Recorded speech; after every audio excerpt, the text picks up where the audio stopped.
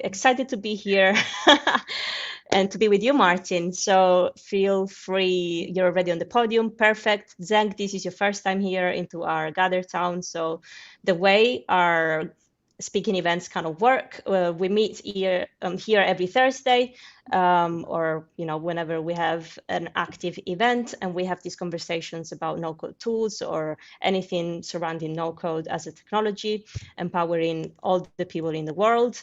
We meet here in our events arena for what is it like an hour or so, where the speaker presents their topic for 20, 25 minutes, 30, depends. And then after that, there's a little bit of time left for a Q&A with our community members. So super pumped to have you here. Oh, Dave is here as well. You guys are making me really happy because I did not expect so many people to come up after the holidays. I think it's just an European thing. I very much like my summer. I know that people in the US maybe just work all their life through, but I'm very, very happy to see your faces. Hi, Dave. Do you want to spend like a couple? Hey guys, how's it going? Yeah, very, very well, very well. Very excited to see everyone. I was just gonna say, do you want to spend like 2 minutes just jumping on mic and tell us how you are? Like, how was your summer? Did you have a summer? Should we do that before breaking into our event? Sounds good. Yeah. Martin, do you want to go first? Yeah, absolutely. No, the summer was great. I'm actually now in Tallinn for months in Estonia. An absolutely beautiful place. Has a great vibe to it. I'm staying in the old town, so it's kind of like you just go out of your apartment and it's a medieval fairy tale all around. But yeah, was great weather, and then straight on Monday by schedule, it turned from 25 degrees to 9. So like winter's coming, and so yeah. After that, planning to go to Barcelona and And get more yeah, sunshine. get more sunshine. Yes, get back my 20 degrees. Yeah. That's awesome. All right, my next person in line here is Vinny. Vinny, did you have a good time? Are you well? Have you been building? Yeah, I'm not having summer right now. Here in Brazil, it's winter, and people don't know that. People expect Brazil to be warm all the year, but here where I live in South Brazil, it gets really cold for us. It's around 5 to 10 Celsius degrees. Hmm. Um, and so I'm working a lot on different projects, building my company with a couple of friends, and also working for a no-code agency, Million Labs. But yeah, wait until December when there is summer here and you'll be in winter. Then we'll talk about summer. Oh, that's amazing. I mean, that's great. Yeah, I think when people think about Brazil, all they think is probably, I don't know, the carnival, hot weather, great life, and yeah, yeah, I Yeah, couldn't picture Rio, it right? in winter. Rio de Janeiro. Rio, yes. Hmm. Yeah. But that's great to hear. Great to hear. Rachel, you're next on my gallery of people. Great to see you. Hi, great to be here. Thanks for organizing these cool events for us. I did manage to go back to Europe briefly, so I had a I had a 3-week European trip, and I almost had a heart attack asking for the time off. My American colleagues were like, "What the hell are you doing?" But that was really nice. That was a while ago, actually. So I've been back in the swing of things for quite a while. So we're having some belated, not belated, that's the wrong word. We're having a really nice streak of summer right now in Minnesota where it's been very dry and sunny. It's actually been Mm. like kind of a cool, wet summer by Minnesotan standards. So, yeah, it's looking like it's going to be a really lovely September. That's fantastic. And this is one of the things that I was talking with some other community, I was talking to with some other community members, the fact that the news, for example, obviously everyone listens to the news, but we all know that they don't always treat the same, all the countries the same way, or they don't share the news to everyone. So it's great to have communities with people from all over the world, so you can hear straight from the source, what's going on, what's happening.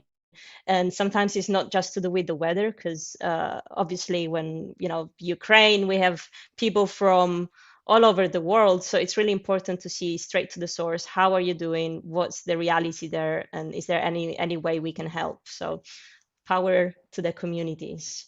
But yeah, lovely to hear that you had such a good time and they let you off for 3 weeks. Good company to work for. I know, I think they were a bit stressed, but it's cool. We managed.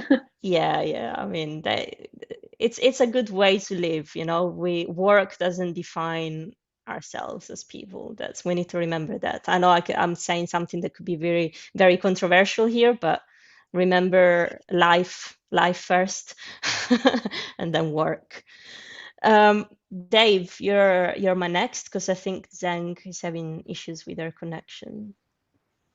So you say that, and then you're going to call on the American that works all the time? And, yeah, I mean, we can have this conversation all day, and then you can come to Europe, and I can give you a taste of what it's like. That's what I need to do. I think so. So actually, I'm taking a week off of work right now. That's why I'm able to join this opportunity. And you see, you're a quarter European already. Yeah. Well, trust me, I need to take a whole lot more time off than I do. So I was going to mention the other thing is here in the States, we just fight with ourselves all the time. So that's how it works over here today. Awesome. Well, but yeah, I am excited to be here, excited to just continue to learn more. I think no code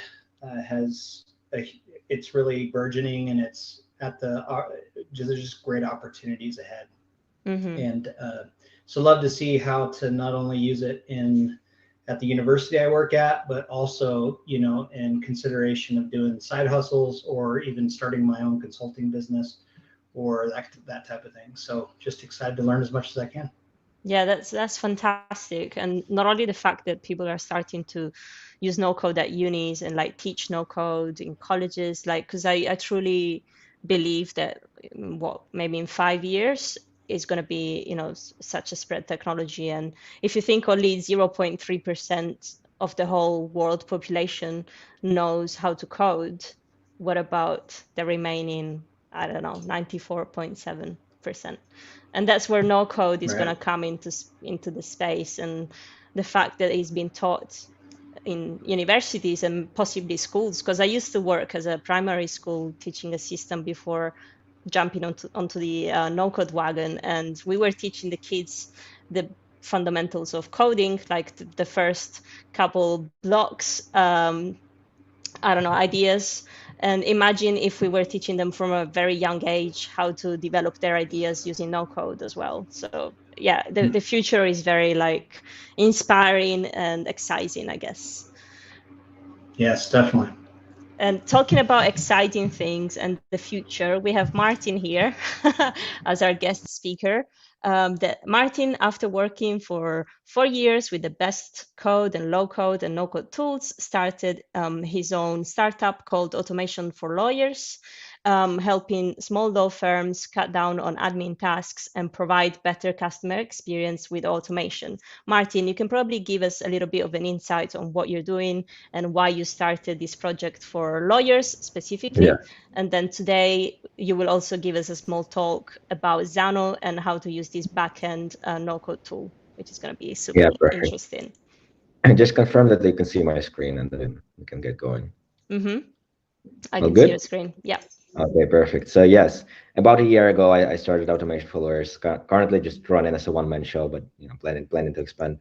The reason really I chose this niche is because legal industry is one of the most, let's say, antiquated in terms of technology adoption, and there is also a huge opportunity and necessity for lowering the barrier of entry for getting quality legal advice.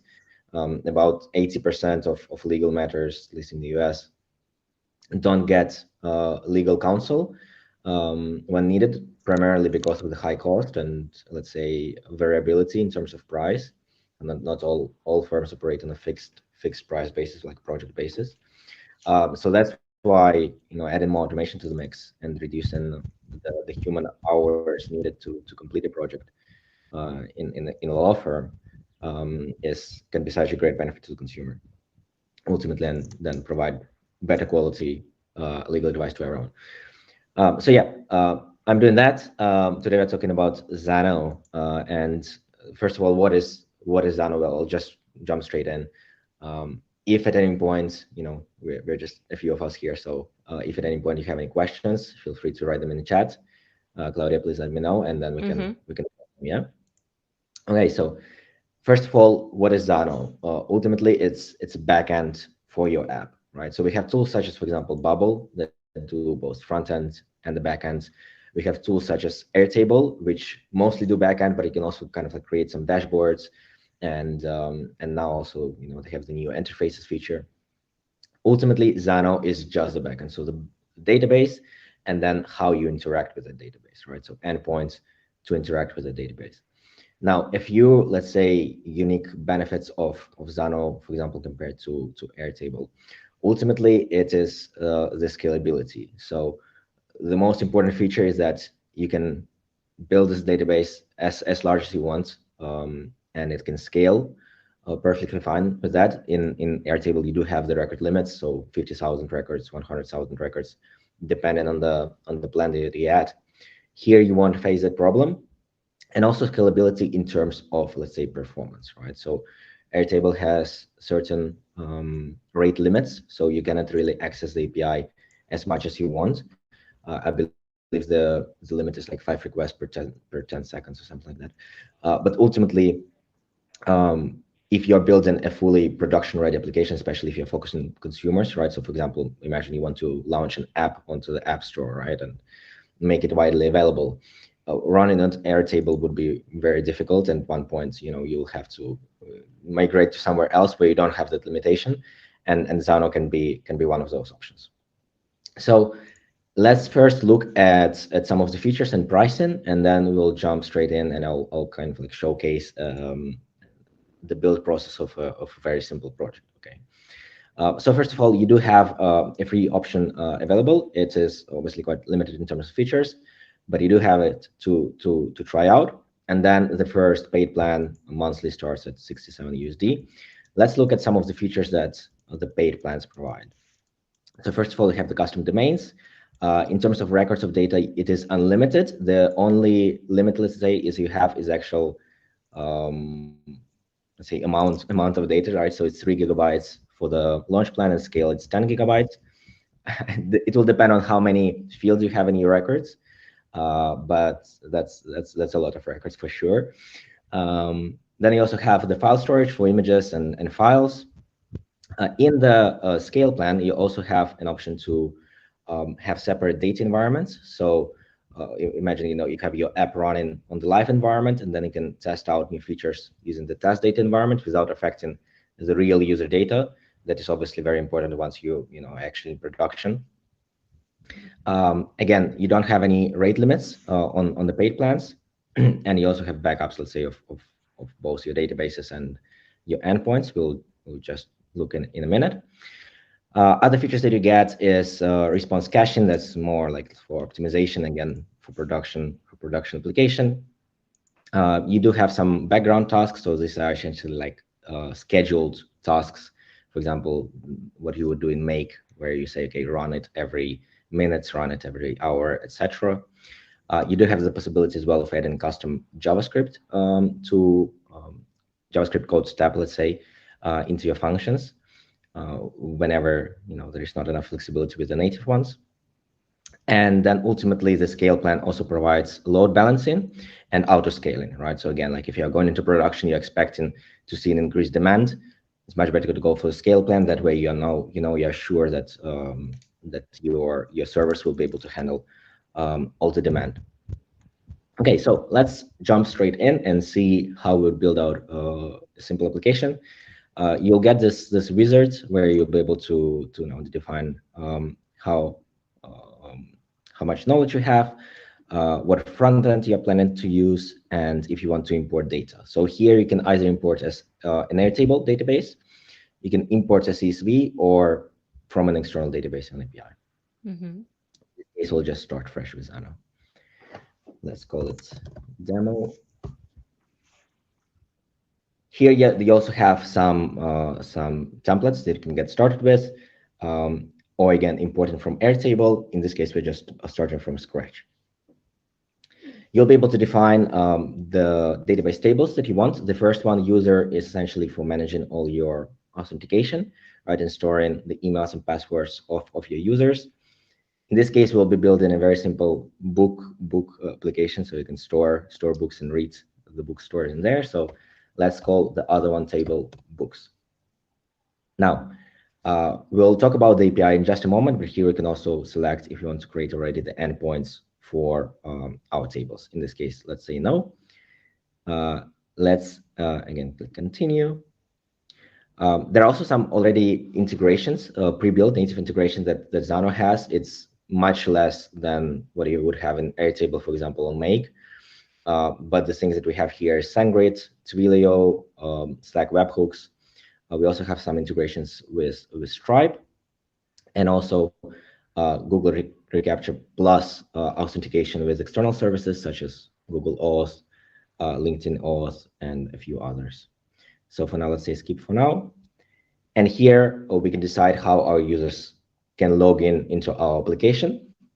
First of all, we'll say which table will be responsible for holding that user data, and then how do we want them to let log in, right? So again, here we can choose like Google, Facebook, Twitter, LinkedIn, or simply email and password combination, which is the simplest one. So we'll go with this for now.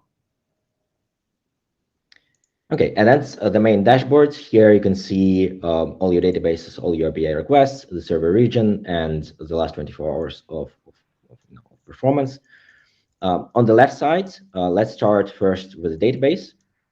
Here you essentially define the schema, and you can see the data of all your items. Okay, so a few important things here that we have in the interface, documentation, tutorials. We can add a new table, and we can either import it as CSV or Airtable, or we can add a new one, a blank one. And also, we automatically have as well the option here to add the basic endpoints for interacting with the database as well here. Here we can change if we are using live or test data. Again, for that, we would need the scale plan at least. And here we have all of our tables. We can also see the relationships between the tables. For now, we don't have any defined, so we don't see anything there. Let's go into the user table and see what we have over here. An interface very similar to what you would find, for example, in Airtable. We can search, we can filter, we can sort, we can also hide fields. Reference by will tell us which endpoints reference this table. This is useful as your application grows, and then you can see what is interacting with what. We can see the schema as well very quickly here, and the data types associated with each field. Indexes is a bit of a more, let's say, advanced feature, but essentially it can be used to optimize searching your database once you have more records. That way, your endpoints can deliver, let's say, data faster, and then also refreshing. For each field, we have several options. We can hide it, we can filter it, we can rename it. Important thing, when you're renaming a column, it will actually delete all the data in that column. So if you want to keep the data, it's best first to, let's say, duplicate it and then put it back. Can you import the data from? Yes, absolutely. Yeah. I believe, yes, you can directly import in a CSV here. Yeah, so, yeah. Yes. Then you can change the data type of this particular field. So we have a few options. We have attachments, audios, the standard ones, booleans, decimals, emails, etc. An important point is JSON. JSON would store any object, let's say, of any structure, while object stores an object of a specific structure, right? So for example, let's say we have an address, and each address should have line 1, line 2, CT, postal code, right? So the object data type will only be able to hold that, If you wanted to give flexibility, then you should go for JSON. Okay. Timestamp, text, and videos. And also here we can define if it is a single item or an array or a list. And finally, if that field can be null, right? In the case it's not, well, there's always will need to be a value there, let's say. Good. And then in the settings, we can define a description. We can define a default value. API access, I'm actually not sure what it is. And then we have the required yes, yes, no.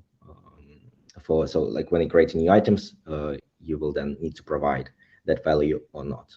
And it will also translate, let's say, into the endpoints that you create connected to this database. Okay, good. Let's actually create a new field. We already have name, email, passwords. Let's also create a new field of role. Okay, and that will be a enumerator. So essentially choosing from a list of options. Let's call it role, and will be required. It will be single field, not nullable, and we'll add a few values. We'll have admin, and then we'll have standard. Okay, and the default value will be standard. Let's click save, and let's actually add a few records and create 2 users. Okay, so let's first create an admin role, and here we'll put an email.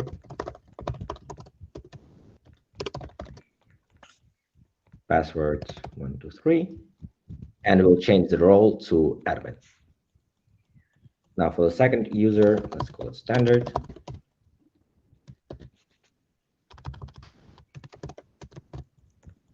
One, two, three, and the role will be standard. Fantastic. Let's now go back and into our books database and actually define what fields we will need here. So we have the created at. Let's also create the name, which will be required.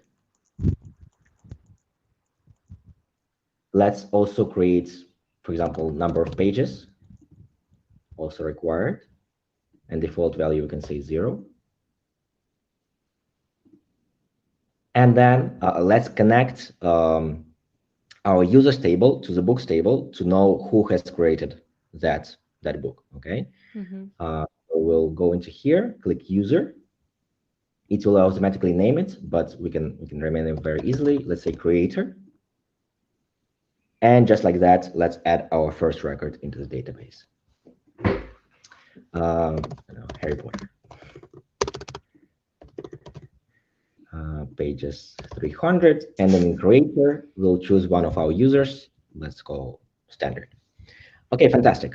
We already have our tables defined. We can go back and we can actually now see the table relationships.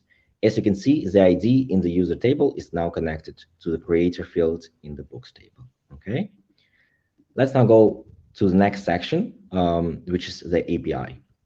And this essentially are all the endpoints that are used to interact with our database. Okay. By default, we already have a few endpoints created for authentication with an email and a password. Specifically, the one for logging in and getting an authentication token, which will then be able to use to call other endpoints and get access to private data. Then one for getting the current user information, and one for sign out.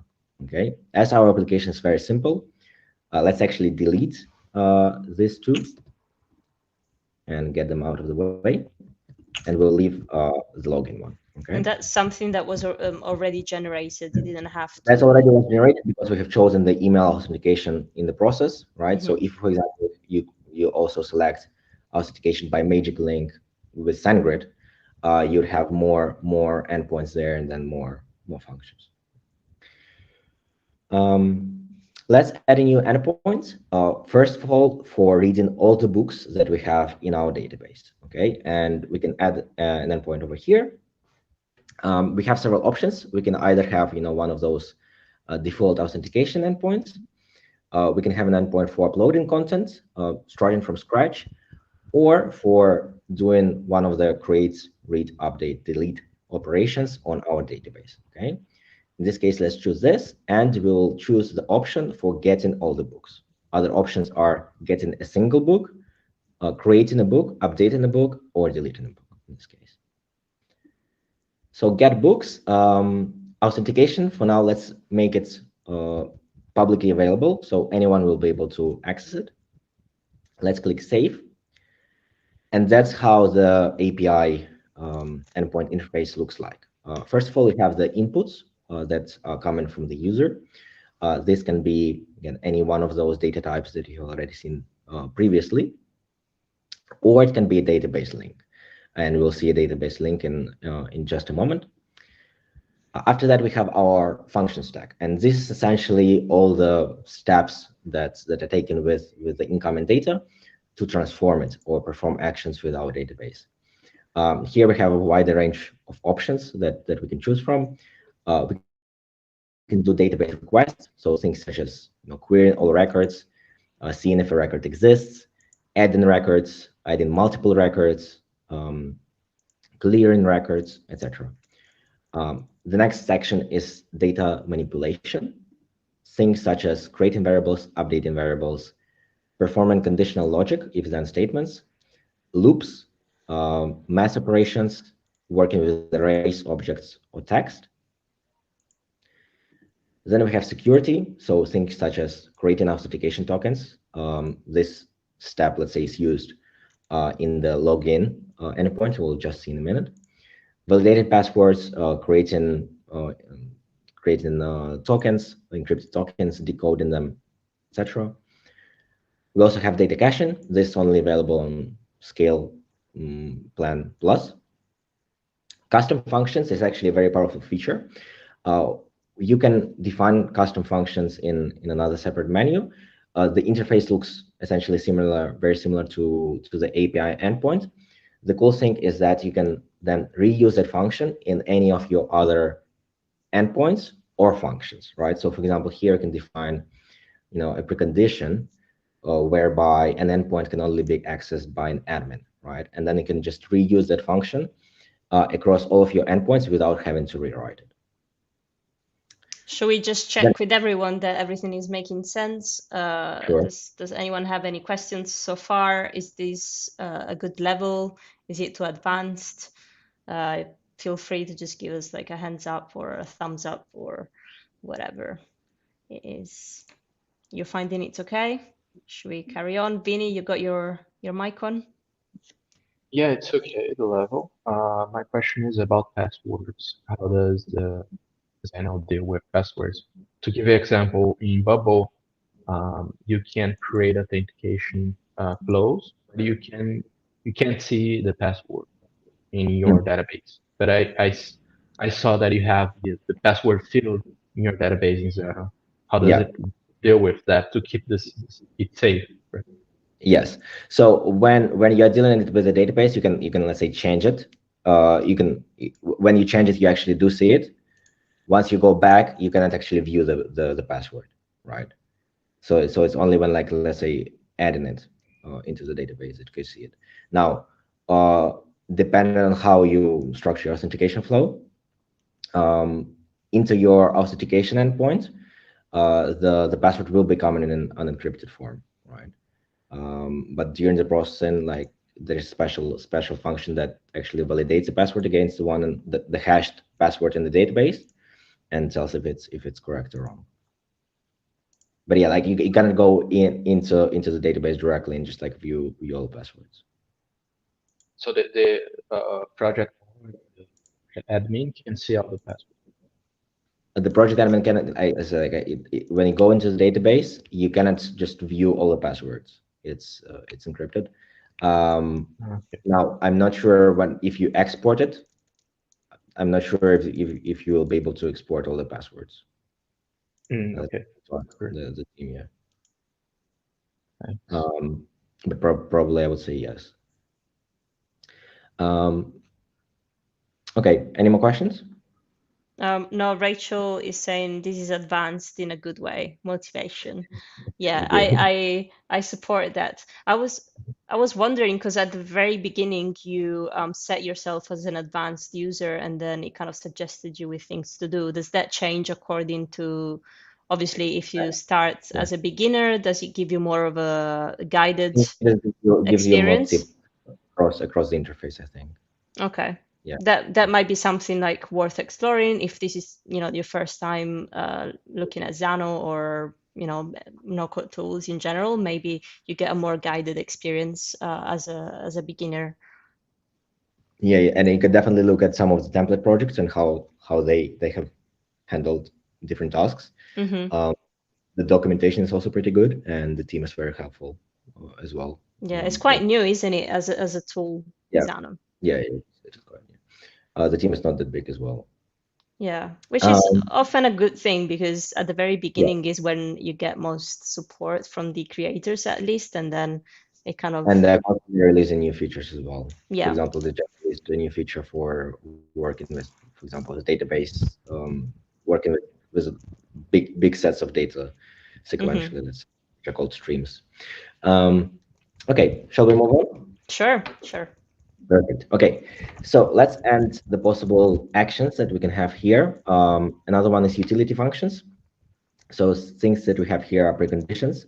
Essentially, it will evaluate a conditional statement, and if it is, if it returns false, then it will actually return an error to the user with specific code. For example, I don't know, 404 not found, or access denied, the one that you define in the precondition.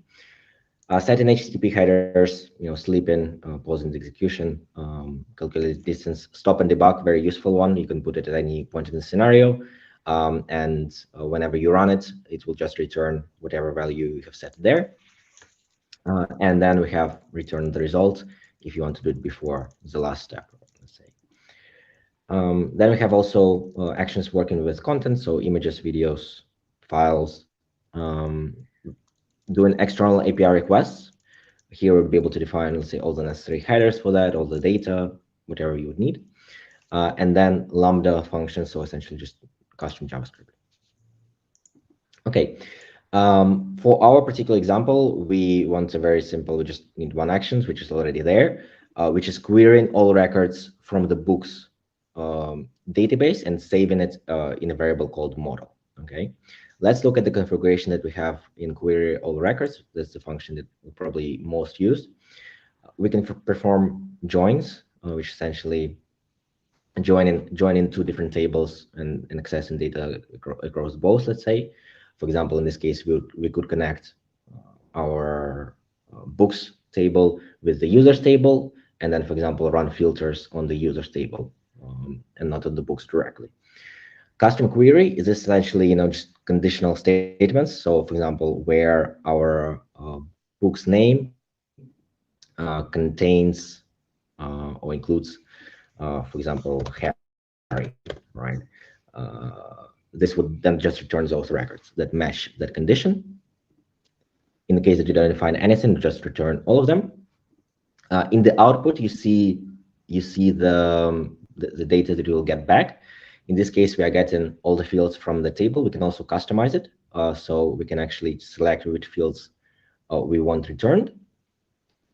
Important to note, when you add new fields later into your database, if you do that, then they won't be selected here. So be careful using this option. Just don't forget to add them if you need them in the endpoints. A very cool thing is add-ons. And add-ons, essentially, as you can see, our creator here is an integer, right? And what it does essentially stores the reference to the ID of the users table. Okay. Now, how do we access the data, for example, the name or the role of the user? In this case, we can use add-ons. Let's create a new add-on. We'll be adding data from the users table, and we'll just be outputting a single item. We'll be looking it up by the user ID, and let's call this add-on user. Now, the specific user ID that we'll be looking up will be stored in the creator field in our books table. And we'll append it, let's say, to the data of each one of those books in the _user field, let's say. And here we can also customize what fields do we get from from the database. So in this case, we are getting all of them except the password. And now, as you can see, we have all the information about the book, and then we also have information about the user coming in it. Good. We can then define how we want the data returned, either in a list or as some kind of aggregate, right? So counts, just a single item, or an aggregate, some, average, etc. We can define sorting as well, and paging. So if you're working with a lot of data, you obviously don't want to send all of the data to the front end. In this case, you can use paging. And that's it. Okay. And then we define how we'll call our variable. In this case, we'll call it model. Last option here is evals. This essentially allows you to use, if you have a join to another table, this essentially allows you to use some of those fields in the output. Okay, wait. I see that our user add-on disappeared. Let's click save.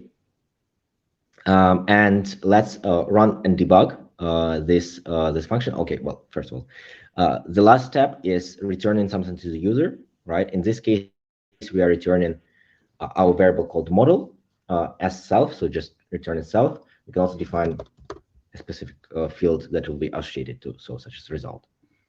And then we can also add, let's say, multiple fields in here. Let's run and debug it and see what data do we get. We won't need any input or authentication, so let's just click run.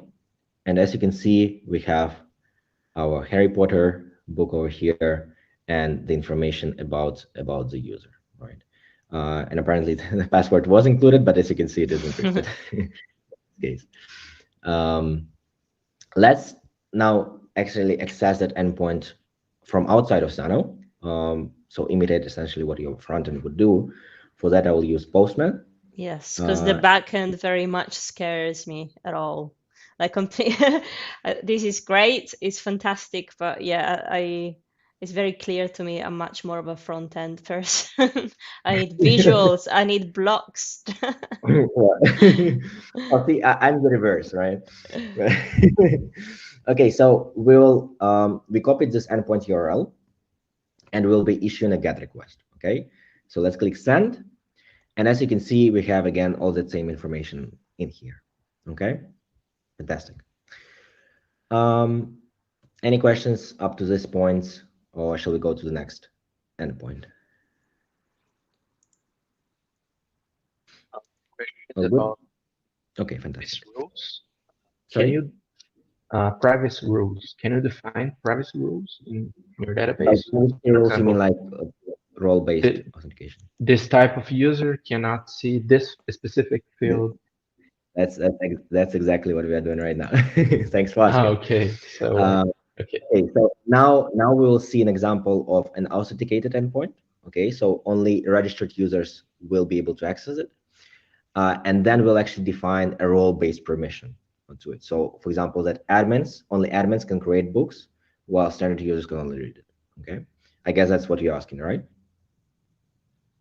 Yeah, it was specifically about data, but okay, it extends to functions also, right? To create or read or delete. Okay. Okay. So if you, let's say, like, if you go to the database, can we like define roles there? You say. Yeah. For example, in Bubble, when you do certain type of actions or even API, you can define, oh, this user, it can access this data, but yeah, it can only see these fields, like 3 fields of 5 fields that you have stored in that data type. You could achieve that just using a if-then statement. So let's say if role equals admin, you do one query where there are only specific fields. If it's not admin, then you do another query which has another set of fields. Okay. Does it make sense? Yes. Yeah. Okay. So let's create our first authenticated endpoint, and that will be for creating a book. Okay. So CRUD operation, books, and then post.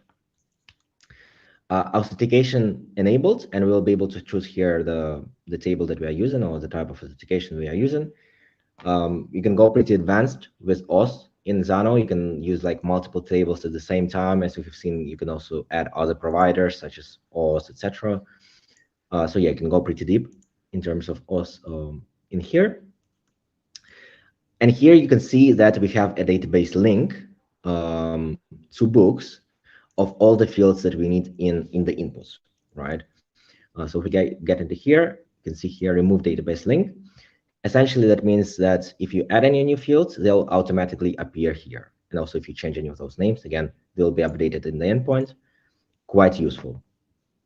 For each one of the inputs, you can hide them from the API. For example, the created at timestamp will be generated automatically, so it doesn't need to be provided by the user.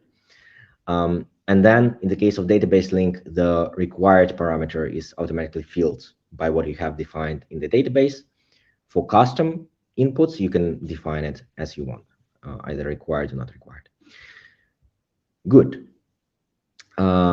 This endpoint will be used for creating a book. So essentially, the only action that we need for now is just add records to the books database and then return it as model. The created at will be using just the now timestamp. And then for the rest of the fields will be taken from what we have in the inputs. For each one of these, let's say, variables, they can either be variables or they can be just plain hard-coded values. You can also add filters, and this is very powerful. You have tons of filters to choose from.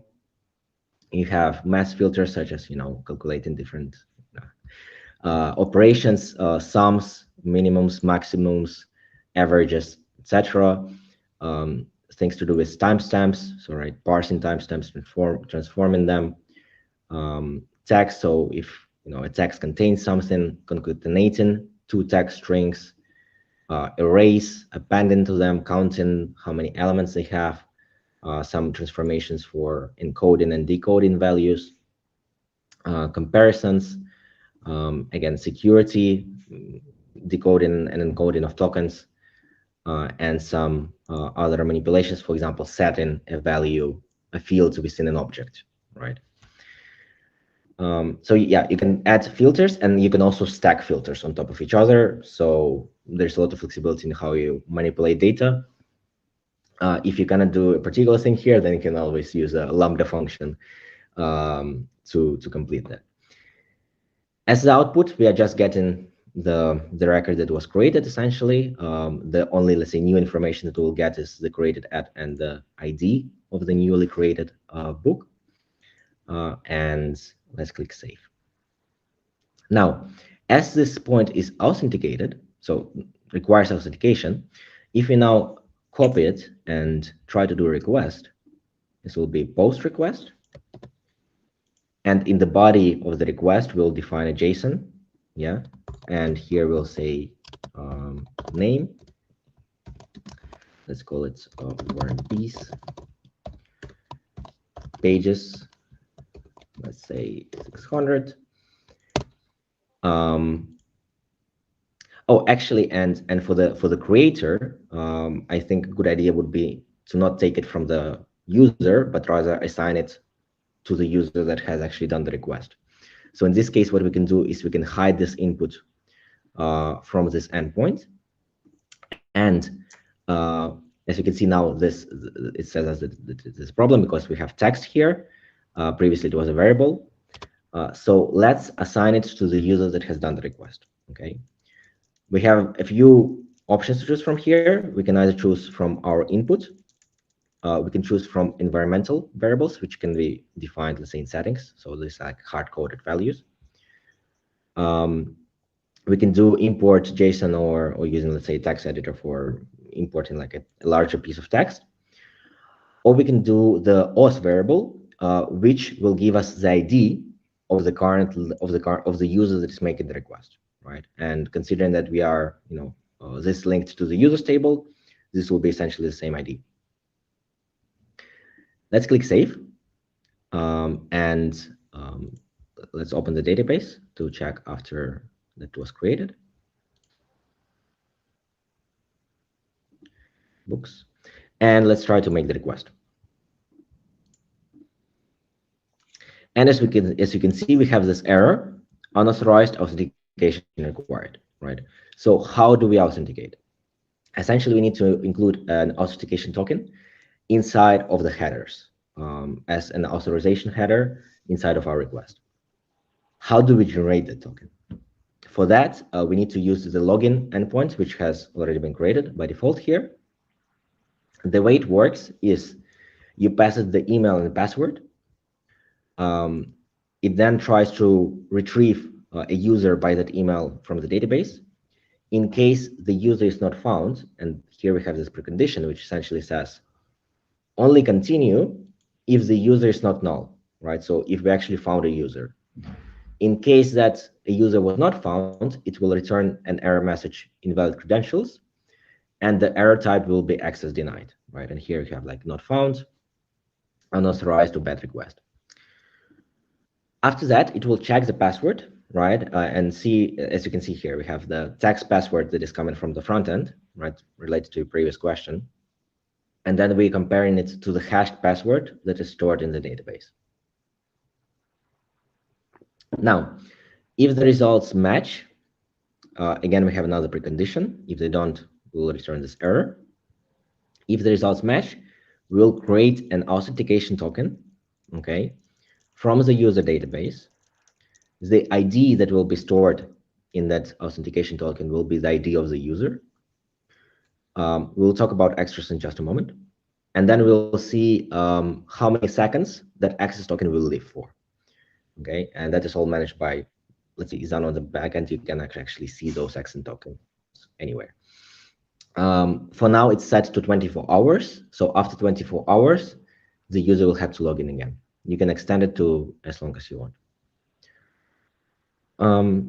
That's how it works. So let's actually make a request to it and authenticate with one of our users. It will be a post request to this endpoint, and in the body, we'll put an email, which I believe was let's authenticate our standard user for now. And the password will be 123 in this case. Click send. And this amazing great string is our access token. Let's copy it. And in our previous request, we'll include it in the headers. Okay, we'll put authorization. And this is essentially how we would do it as well on the front end, right? So when your user logs in, you would save this access token somewhere in a variable. And with every request that you then make to the server, you will apply that authorization token with that access token. So authorization bearer, this is just like how it works, the standard space, and then the access token.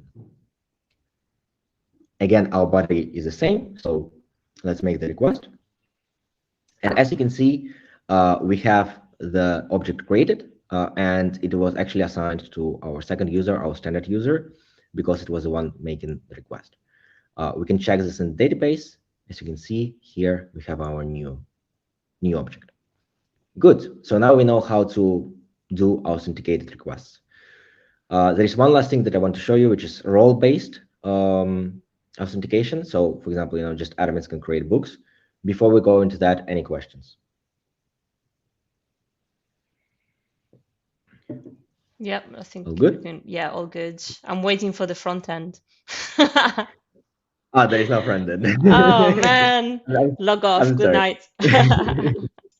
No, I'm joking, Okay, but so, I do have a question actually. I think you need to have some sort of basic knowledge on backend to use Xano, right? yeah, well, I mean, you can learn it quite quickly, I think.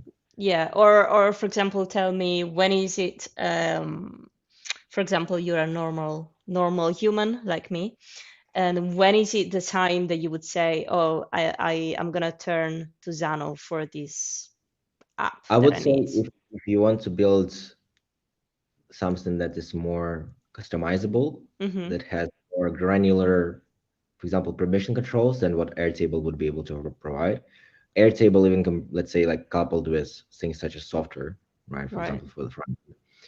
So Still, like there for are a list of things, for to list, to have a database, to have a group of things that you want to group in a just neat having way. more, yeah, just more granular control over what data can users access, how you manipulate the data. Yeah. And then also, if you are trying to build anything production ready that will see a significant, let's say, amount of traffic, because again, other tools are quite limited. So like Airtable, for example, are quite limited in terms of, if you want to build like an app, right? So like management, like user management, for example, because this is what like the kind of what I'm thinking is like, okay, if I need a website, I'm gonna look at Webflow. If I need an app, I'm gonna look at Bubble or Bravo or all the other tools. So that kind of like final result. What do I use Xano for like a database, a big amount of users that I want to manage? I would say for an app as well, like it would be competitive to Bubble, but actually a complement. So if let's say you just build a front end on Bubble and then you can connect to Xano database, that's great. You can also use other tools for the front end. Again, like something like I don't know, Jet Admin would be a simple one. WeWeb would be, if you want a bit more, let's say, design flexibility. You could even use something like Webflow plus Weist, right, to access it. So yes, I would say app. I would say maybe some, I don't know, like transaction processing system. So it's like some internal like heavy load system, that will again like see more data and more traffic than what Airtable could easily handle. Perfect, thank you. Or simply something that in the future you see the possibility to scale, because obviously it's much easier to build something directly on one platform than first build it in Airtable and then transform it, and then put it into Xano. But it depends on your budget, right, and your skills. Let's look at how we would add the role-based authentication. Okay, so any ideas of how now we could add the possibility to this endpoint of saying like, okay, only admins can add books with what you already know, let's say. Question to the audience. On the spot. Filter. Vinny, do you want to answer this question before you go? Sorry.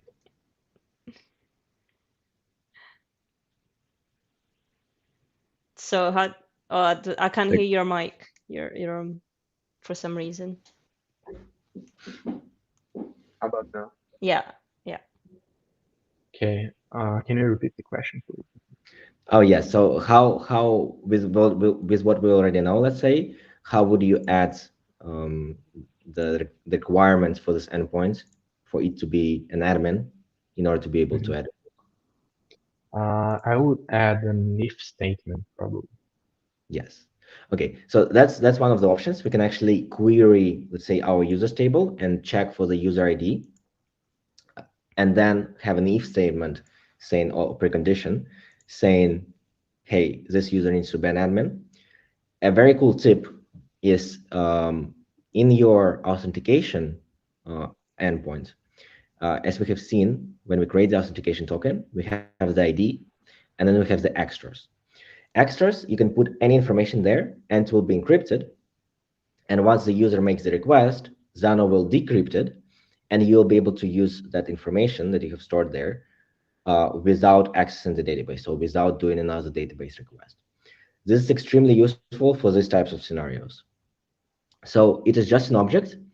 What we can add to it, well, first of all, when we're getting the user from the table, let's also include the role, right, that we are getting. And then in here, in the extras, we'll add a field called role, and its value will be the role of the user that we got from the database in step 1. Okay.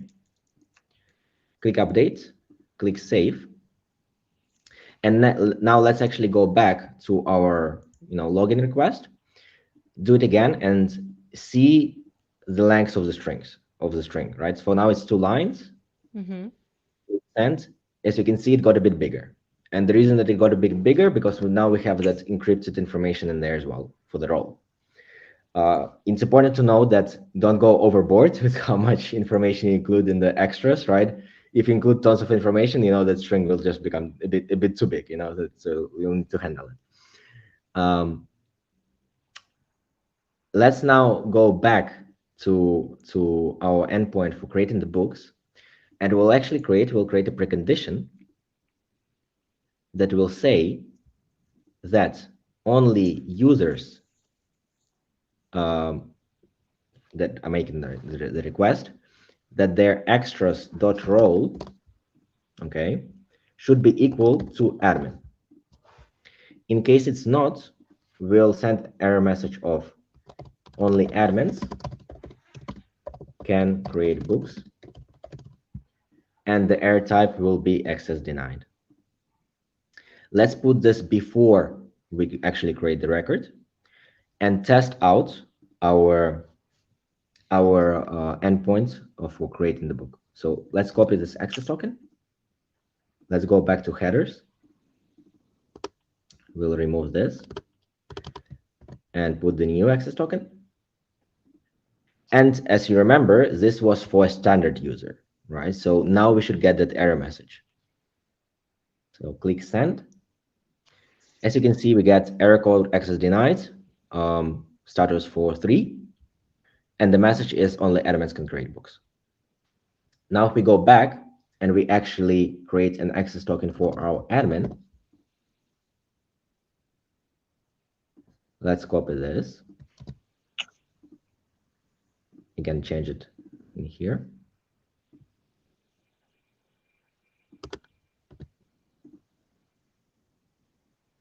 And as you can see, a new record was created with, again, associated to now the admin. And if we go back, we have our second War and Peace over here with the admin. So that's how you can use role-based authentication. It's also very useful, for example, if, let's say, one user can manage multiple client accounts. So imagine something like Make, right? When you log in, you can choose like which organization you want to log into. You could build something like this with the extras role, right? Because if you have, let's say, a many-to-many connection where an organization can have many users and user can have many organizations, you wouldn't be able to look it up like through the database, right? Because it's not one-to-one. So in that case, you can store that specific, let's say, organization ID, for example, in this extras parameter here in the authentication token, and then just use it in your endpoints, knowing that, you know, this information is true, it's, you know, it's encrypted, so like the users won't be able to, on the front end, won't be able to like change it as they wish, let's say. And yeah, without needing to query the database. Last few things, we have tasks, which are essentially like same as API endpoints, but running on a scheduled basis. We have our functions, we have our add-ons, we have our files, and then the marketplace, you can add some more already built integrations. For example, you know, with auth providers. I think a great way to start might be like starting off from a template and like tweaking it and see what you can create. Yeah, starter templates. That's great. Yeah. But yes, that was a quick rundown. Open to any Q&A. That was amazing. I mean, how long, you said, you know, it's not that hard to learn, but how long did it really take you, and how much did you already know before you landed onto Xano? Honestly, I started using Xano not too long ago, like just a few months ago. Okay. And I mean, I would say like, yes, what you need to know is just like how APIs work, how would you structure a database. But I think like those things you can fairly easily learn in less than a month. All right. Yeah, that's really interesting to know, like, what do you need to access this tool? Rachel. Hello. Yeah, I was going to ask, did you start using Xano? Did you upgrade from like a different database platform or move from something else, or are you like Xano for life? If you only started a few months ago, I'd imagine it's the first option. Yeah. Well, I'm using it for clients, for client work, right? So it will just depend on the client and what the client wants. So if they just need like a simple internal tool, you can perfectly fine use Airtable, and it's actually easier to use Airtable because it requires less configuration, and you have things such as, you know, you can build charts in it and whatnot. If it's more production ready, then maybe Xano is a good option. Mm-hmm. Cool, that makes sense. So you do work like in both Airtable and Xano? Yes, professionally. yes, that's correct. Yeah. Any others? So, any other platforms you mean? Yeah, like do you Yeah. have like a whole Well, no, I mean, array of backend database platforms? it's either like a specific legal tools, Airtable, Xano. For the front, it's WeWeb. Yeah. That are now mostly used. JetAdmin is a great one as well, for mostly for internal portals. And then for automations, Make. NA10 is also pretty cool, but I don't use it. Zapier is pretty cool, but it's too expensive, so I'm too slow. So yeah, Make for life. We already booked Martin for WeWeb in the future. He doesn't know yet. I didn't know about it. All right. Well, You know Miran?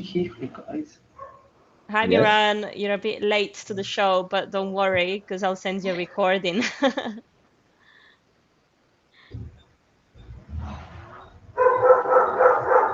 Hello to the dog as well. Happy about it. All right, I muted his mic. But anyway, thank you so much, Martin, for today's event. I mean, it was very great to see how it works. I have to say I liked it, even though, you know, I'm not a huge, I don't know much about backend, if not anything at all, because I need visual. Yeah. I'm pretty much of a visual learner, but it's great to know that you have such a solid backend structure with a no-code tool like Xano, and especially that you can connect it with Airtable. I think that's super powerful. And I would really like to know, for example, the perspective from a coder, somebody that heavily uses backend, and like see how a tool like Xano could really improve their performance and speed up their work. That would be really impressive to know. So yeah, that's really great. Thank you so much for your explanation today, for being here. Rachel, thank you so much as well for staying until the end. A couple of people had to drop off. We can dance now. Yeah, we can throw the confetti. Thank you so much. And we will be back on the 22nd of September. For our next event will be about AppSheet. So that will be another tool, very interesting to learn. Yeah, so thank you so much for being here, guys. I will see you in our Discord, and yeah, happy building and keep growing. And for anything, just reach out, Discord, anything. You know where to find me, you know where to find our community, and it's great to come back after the holidays and seeing you here. You know, you couldn't have done anything better for me today, so very grateful to have you here. No, thank you, Claudia. Thank All you. right. Thank you, Martin. All right, I'll see you all on Discord.